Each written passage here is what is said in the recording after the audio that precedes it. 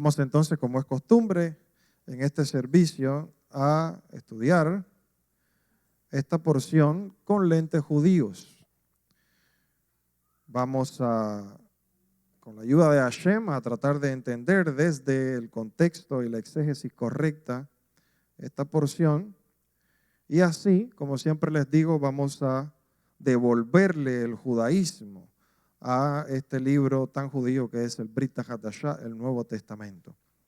Muy bien, es una porción muy popular, como todas en el Brit HaDashah, pero esta es una de las más conocidas cuando Yeshua, cuando el maestro va al templo y se enoja allí porque siente mucho celo y expulsa a todos aquellos que están cometiendo corrupción en los atrios del Beit HaMikdash, en el templo. Muy bien, pero aquí hay un par de versículos bien puntuales que es necesario que prestemos atención y que podamos entender correctamente. Me refiero a los versículos 18 y 19, cuando dice: entonces le contestaron los judíos diciendo, puesto que haces esto, ¿qué señal nos muestras? O sea, en otras palabras, quizás en otras versiones usted pueda leer parecido, pero en otras palabras es como decir, ¿qué señal nos muestras para hablar con esta autoridad? ¿O qué autoridad tienes tú para hacer estas cosas que estás haciendo? De sacar a todo el mundo aquí, a todos los cambistas, a todos los comerciantes de los atrios del templo. O sea, ¿con qué autoridad estás haciendo estas cosas? Muéstranos una señal que nos demuestre la autoridad que tú tienes para hacer esto, ¿ya?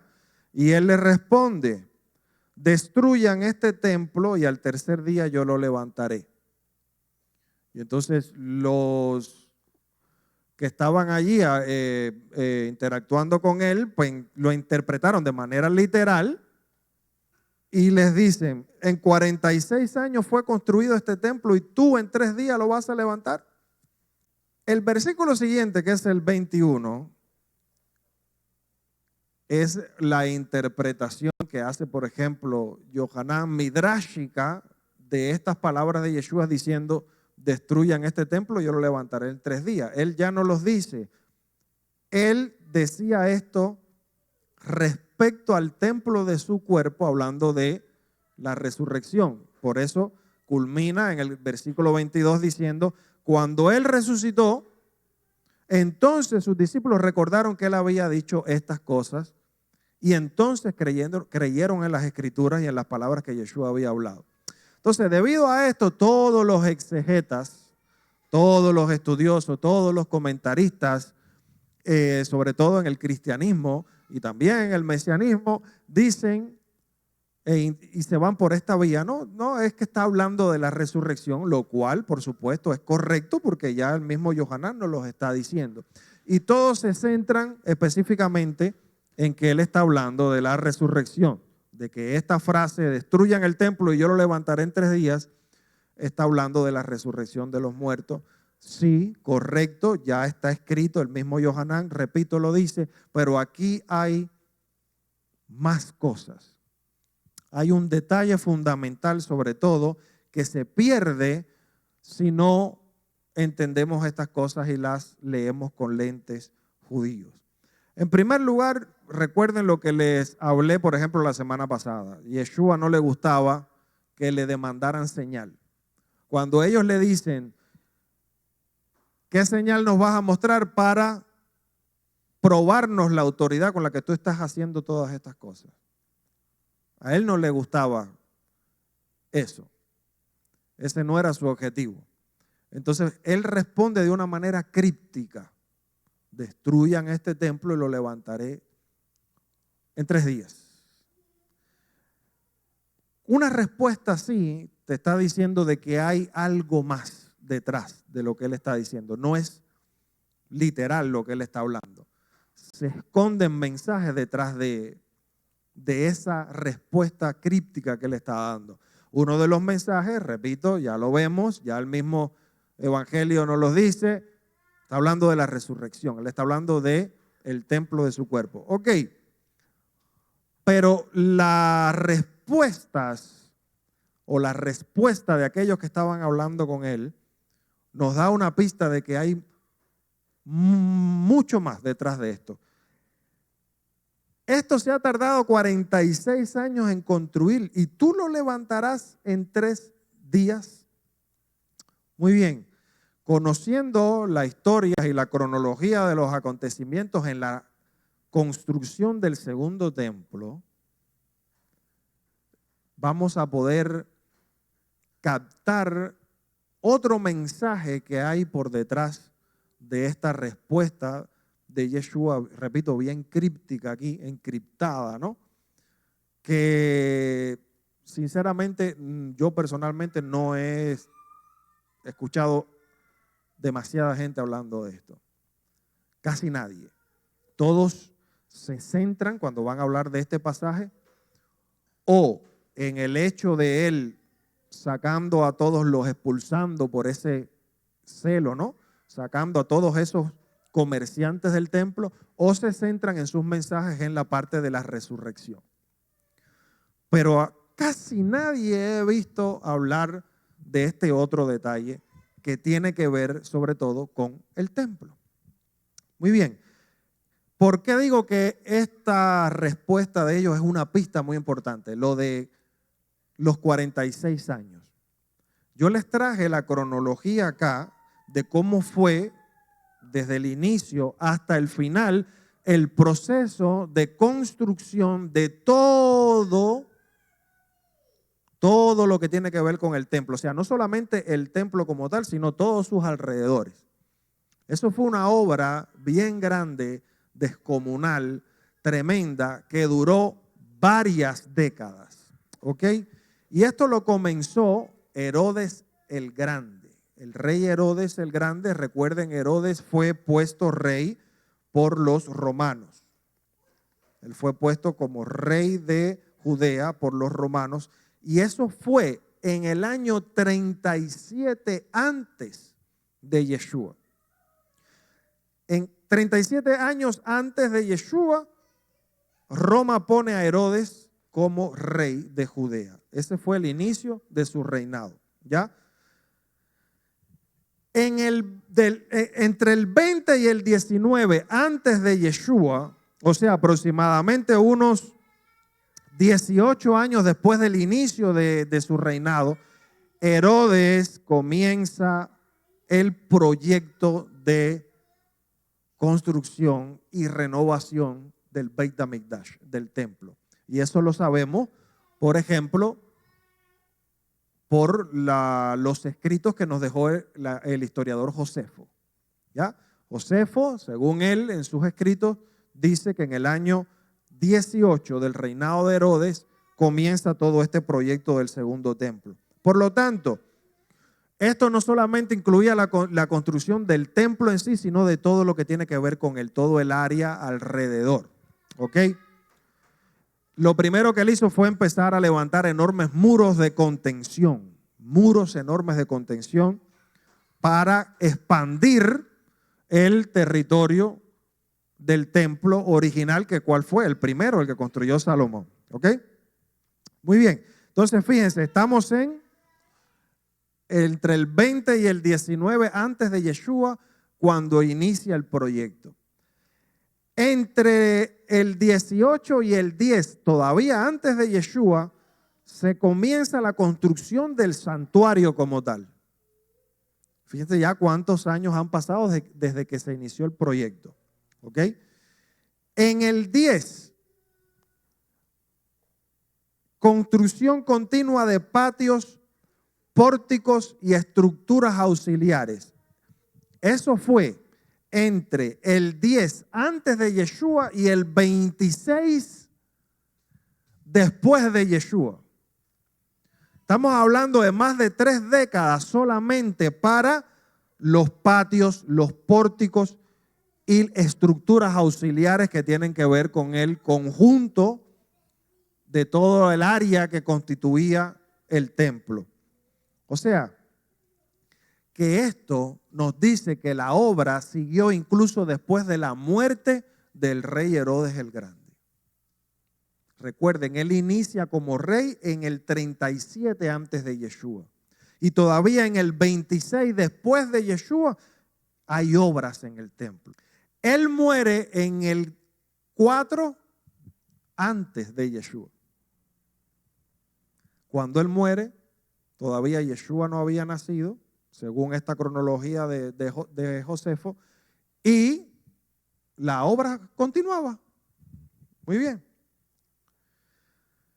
En el 26, entre el 26 y el 30 después de Yeshua, ya se había construido lo que el famoso pórtico de Salomón, el atrio de las mujeres, las escalinatas, las puertas que eran enormemente grandísimas, como la famosa puerta de Nicanor. Los que hemos ido a Jerusalén y pueden ver la puerta dorada que le dicen que está sellada, ustedes ven que eso es enorme de grande. Muy bien. Entre el 26 y el 30, ya estamos hablando en la época de Yeshua, es cuando cuando se lleva a cabo esto que le acabamos de leer. Este pasaje de Yohanan capítulo 2, verso 20. Porque ellos dicen, 46 años se ha estado edificando este templo. Por lo tanto, esto sitúa este diálogo que acabamos de leer en el año aproximadamente 27 después de Yeshua. Lo cual te dice que la construcción comenzó, como vimos, entre el 20 y el 19 antes de Yeshua. O sea, dicho de otra forma, si ellos están diciendo, cuando están hablando con Yeshua, en el año 27, 46 años lleva esta obra.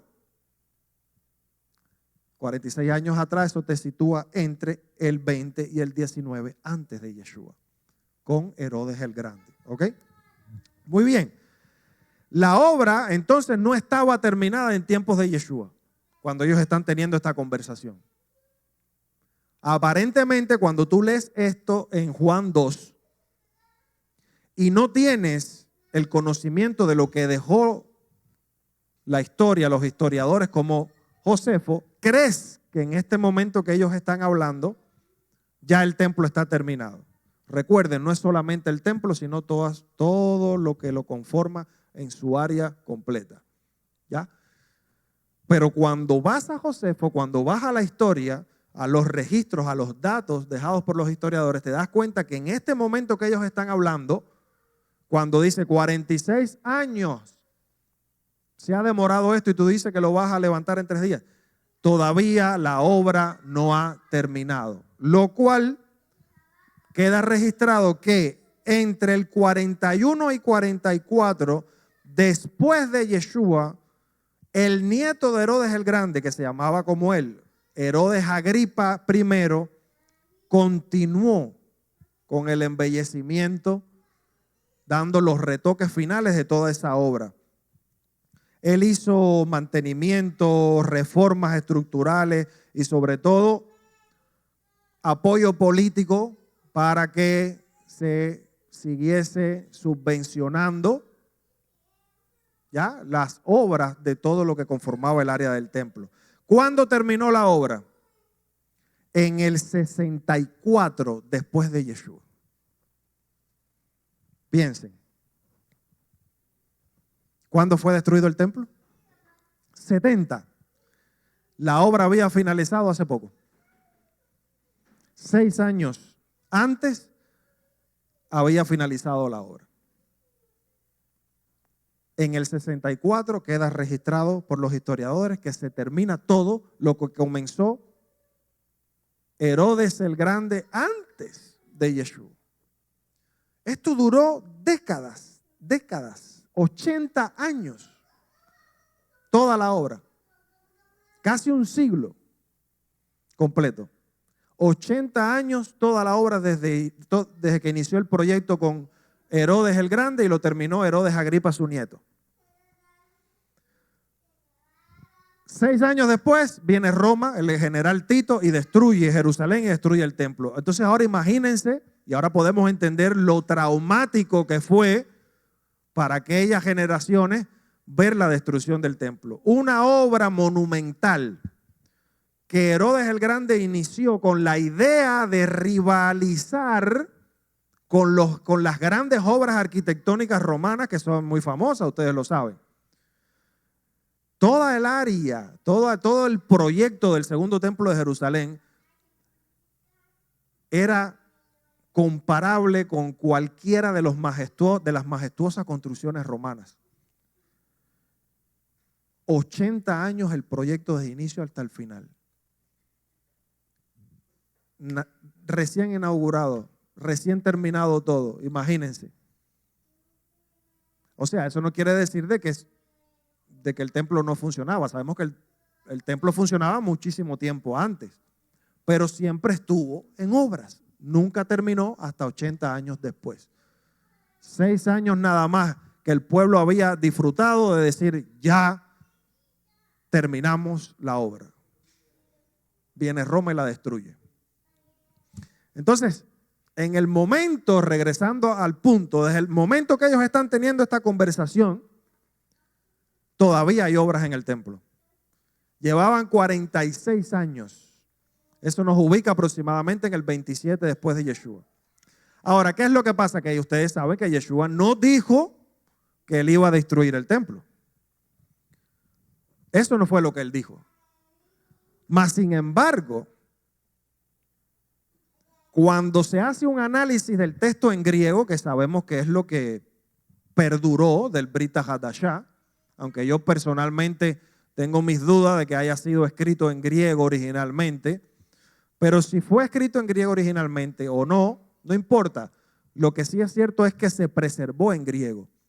Y los académicos en griego, cuando te explican cómo leer el griego, te dicen que esto se debe entender más o menos como que él dijo, si destruyen este templo, en 3 días yo lo levanto. O sea, desde el griego, esta es la manera correcta de traducirlo, por ejemplo, al español, lo que él dijo. Cuando le dice, ¿qué señal nos vas a dar tú para mostrarnos la autoridad con la que tú estás haciendo estas cosas?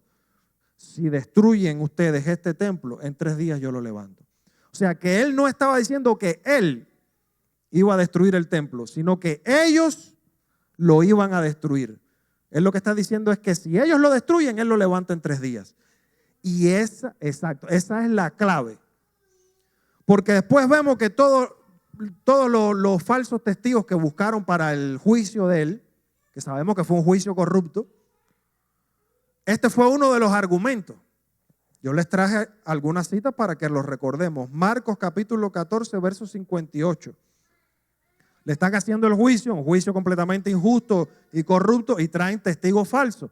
Y estos dicen, le oímos decir, destruiré este templo hecho con manos y en 3 días edificaré otro hecho sin manos. Acusándolo literalmente de que no, este hombre está diciendo que va a destruir. Él dijo que iba a destruir el templo literalmente. Mateo 26, 61. Este hombre declaró, puedo destruir el templo de Elohim y reedificarlo en 3 días. Y también lo vemos en Hechos 6:14, que dijeron, le hemos oído decir que este nazareno Yeshua destruirá este lugar. Una acusación falsa, corrupta, pero que parte de una mala interpretación, llevando literalmente a su boca algo que él no dijo. Recuerden, él lo que quiso decir fue, si ustedes destruyen este templo, yo lo levantaré en 3 días. Los que fueron a burlarse de él cuando estaba en la cruz o en el madero, Marcos 15, 29 y 30, por ejemplo, dijeron lo mismo. Dice, los que pasaban lo insultaban meneando la cabeza y diciendo, ¡ja! Tú que destruyes el templo y lo reconstruyes en 3 días, sálvate a ti mismo y desciende de la cruz o del madero. ¿Ven? Entonces, realmente él no estaba hablando de él destruir el templo. Él estaba hablando de reconstruirlo.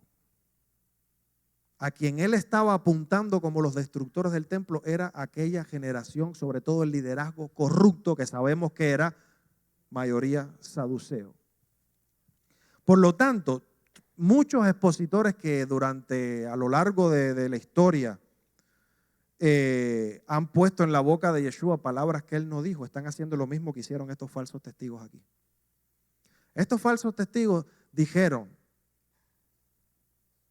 falsamente que él dijo que iba a destruir el templo, cuando eso no fue lo que él dijo. Él dijo, ustedes con la corrupción que tienen son los que lo van a destruir. ¿Qué quiso decir con eso? Que si siguen con esa corrupción van a hacer que la ira de Hashem caiga sobre nosotros y vengan y nos destruyan el templo, como pasó en el 70 con Roma. Es lo mismo que hoy en día, podemos hacer esa analogía, aquellos que hoy en día dicen y ponen en su boca palabras que él no dijo, diciendo que él vino a anular el servicio del templo y los sacrificios y toda la ley. ¿Entienden lo que quiero decir? Decir hoy en día, Yeshua vino a anular los sacrificios del templo, el servicio del templo, anular la ley, es poner en su boca palabras que él nunca dijo. Es lo mismo que hicieron estos falsos testigos, que dijeron, él dijo que iba a destruir el templo cuando eso no fue lo que él dijo. Por lo tanto, todo aquel que dice que Yeshua dijo algo que no dijo, son testigos falsos. Son testigos falsos. Hashem me rajeme, Hashem tenga misericordia. Ahora, llegando al punto, si él es como él dijo, ustedes con su corrupción, si ustedes tienen éxito en lograr que sea destruido el templo, yo voy a venir y lo voy a reconstruir. Eso no es otra cosa que evocar la interpretación judía, la creencia judía de que solo Mashiach, solo el Mesías puede levantar el templo. En todo el judaísmo se conoce y se tiene como interpretación principal que el templo lo levantará el Rey Mesías. Y es lo que él les está diciendo aquí. Si destruyen ustedes con su corrupción, siguen así en desobediencia a Hashem, hacen que la ira de Hashem venga sobre nosotros y nos destruyen el templo, yo voy a venir a levantarlo. ¿Qué les está diciendo? Yo soy el Mesías. Porque todo el judaísmo sabe e interpreta, y esta, repito, es la interpretación literal, que solo el Mesías puede levantar el templo. Fíjense, les traje las citas como siempre hago de la Torá oral para que vean. Esta es la creencia común de todo el judaísmo y la interpretación principal de que el Mesías es el que traerá el templo. Es el que lo levantará en la era mesiánica. Talmud, Tratado Berajot 2:4 dice, estamos seguros, fíjense cómo dice, estamos seguros de que si el templo fue destruido por su culpa, hablando del Mesías, será reconstruido por su culpa. ¿Por qué dicen así? Si fue destruido por su culpa, será reconstruido por su culpa.